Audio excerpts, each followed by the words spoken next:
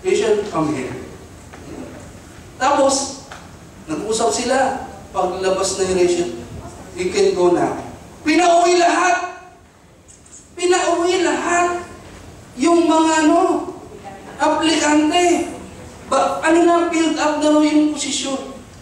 Tinanggap yung huli yung huling dumating. Sabi na yung nitong mga di nagreklamo, that's unfair. He just came and he went straight to the room and then he got the job. That's unfair.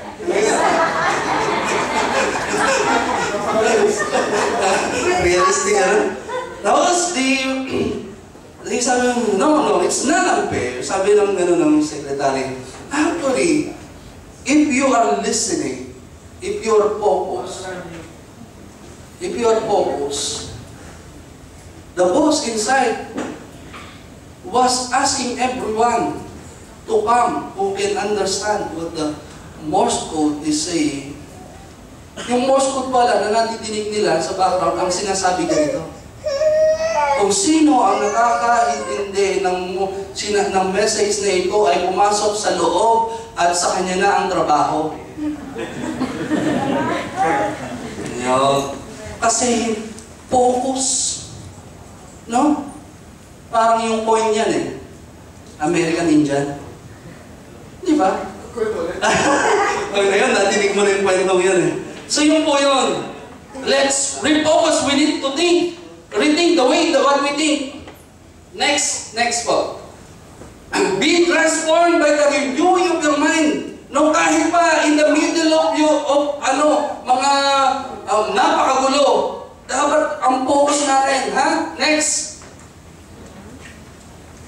Yung mga painful and hurtful thoughts, memories, like the corners of my mind. Forget about all those painful memories, mga kapatid. No? Next.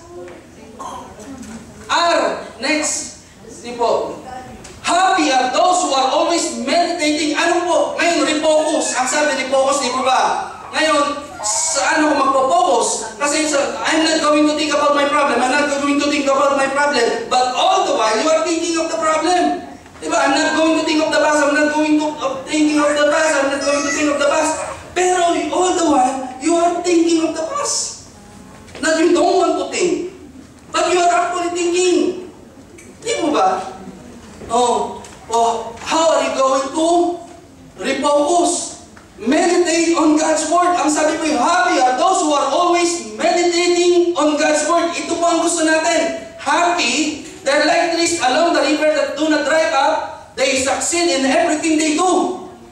Happiness and success. Success. Ang makukuha mo if you meditate on God's Word. Happiness. Success. Hindi po ba yun ang gusto nyo? Amen po ba? So, kailangan po pala mag-meditate ng God's Word in the middle, meditation of God's Word, then you will have happiness and success. Hindi po ba? Happy are those who are always meditating on God's Word. Happiness. They're like trees along the river that do not dry up. They succeed in everything they do. In everything, Hindi in something. Hindi lang specific. In everything yan. This is the Word of God, mga kapatid. God said this. No? Meditating God's Word simply means rehearsing God's Word. No? Hindi naman po sinabing memorizing or listening to the pastor to a sermon. Ang sabi po, meditating. Kaya importante po yung mag-meditate ng God's Word. No? Importante. You ask me sometimes, how can I be successful? Well, ito na po yung sikreto. This is a secret. It is not a secret. It's an open secret. No? Okay, next. The last, but not certainly not the least. No, trust God. So, S, stop making excuses. T, take inventory. A, act in faith. R, refocus. And the last, but not the least, trust God. No? magtiwala po tayo sa Diyos. Alam na natin we cannot make it on our own. Alam na natin yan. Magtiwala tayo sa Diyos. No, rely on God. Depend on Him. Siya po lang ang tanging sandigan na hindi nagigiba. No? He is a rock. The rock. No, mga kapatid. Minsan tayo nagtitiwala pa sa ibang tao eh. Pero yung Diyos hindi natin pinagkakatiwalaan. Sabi niya, trust in the Lord with all your heart. All po. Hindi po 50% of your heart. And lean not on your understanding. No? Minsan hindi mo maintindihan. Huwag ka nang basta magtiwala ka sa Diyos. Lean not on your understanding, mga kapatid. Trust God to help us succeed. He will help us. Next, we can change who we are. Only God can do that. No? Hindi natin kayang baguhin ang sarili natin. Pero ang Diyos, kaya ka nang baguhin. Sabi po, anyone who is in Christ is a new creation. Di mo ba? Magiging bago kang nilalang. Next, trusting God is giving God control. Lord, ikaw na magmaneho. Ako magpepreno. Ganun ba? Ikaw magmaneho, ako magpepreno? Hindi, ganun yata ang ginagawa niyo eh. No? Ako sa gildo, Lord. Reverse natin, Lord. Reverse. You know? Binibigay natin yung manipela kay Lord, pero yung ibang parte, hindi namin, ako titingin sa side mirror. Ikaw pa rin ang nag-navigate. Minsan, iba yung nagmamaneho, pero yung nag-navigate, nandun ka sa tabi, at nakikiano ka, kumaliwa, kaliwa. Sinabi ng kaliwa eh. Pero late pa ang sabi ng kaliwa. Di ba? Intindihan nyo? Amen po ba? Next. You will not succeed by your own strength or power, but by my Spirit, says the Lord. Siya po ang may sabi nga. Hindi ka magsasucceed by your own strength. By your own strength. You need God. And God only. For you to succeed, mga kapatid. Amen po ba? So, sino po ang ating pong the way for us to have a fresh start is stop making excuses. T, take an inventory of your life. A, act in faith. R, refocus. T, trust God. And all you have to do is press start. Now, kailangan mong i-press yun. Start. I-activate mo sa buhay mo. Activate it by pressing it. Ngayon, i-activate mo. Press mo na. Press. Who wants to press the start button? Taas. Nahihiya pa eh. Sino po ang gustong magkaroon ng bagong buhay? Bagong sumila sa buhay niya. Amen. Tayo po tayo.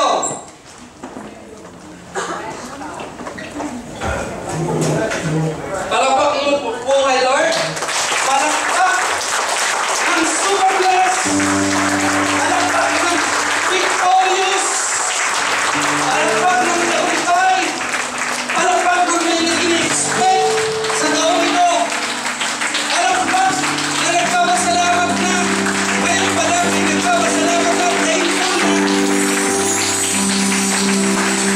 Ay sinanagad ka. And you are already thankful sa Panginoon sa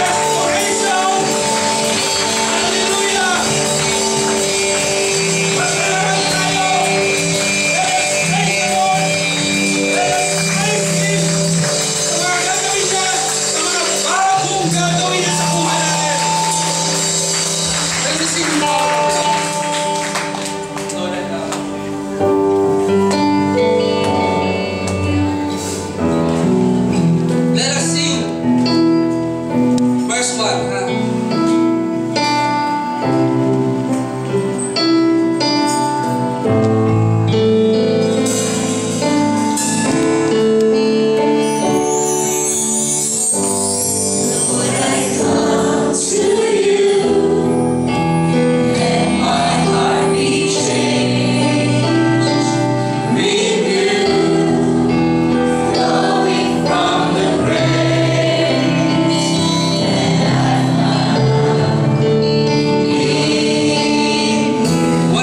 Once again, let us say it as a prayer.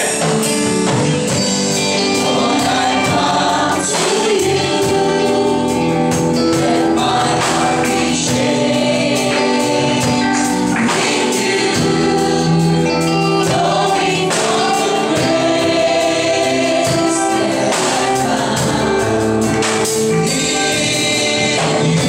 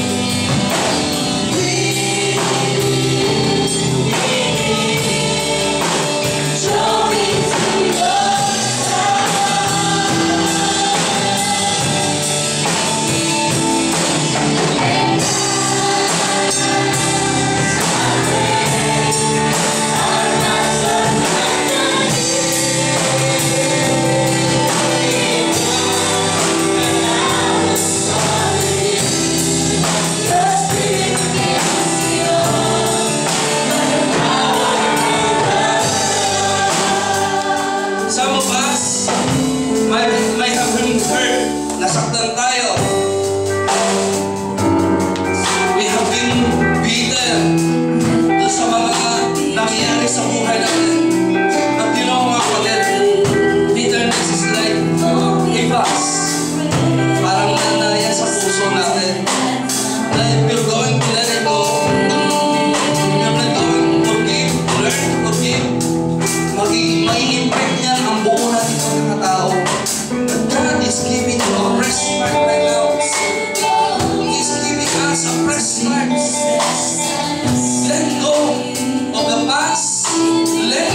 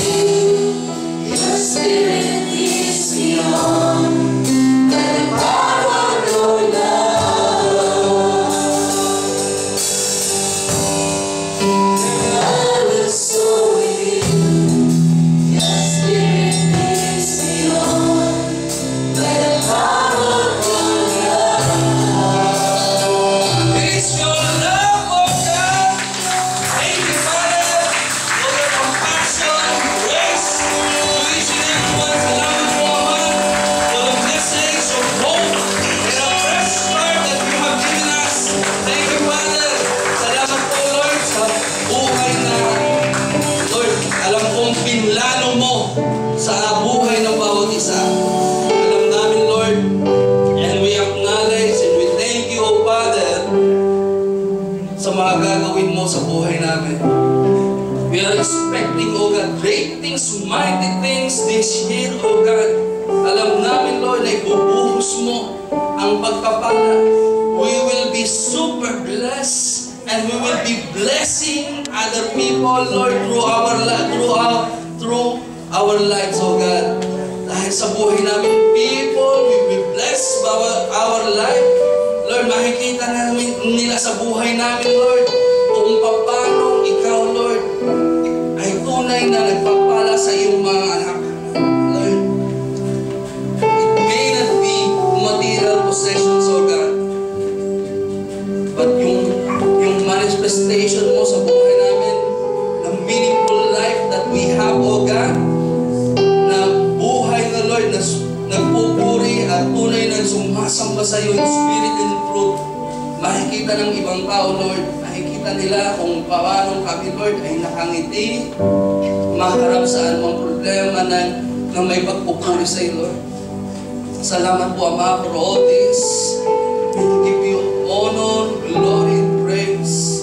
In Jesus Christ of Nazareth, everybody says, Amen.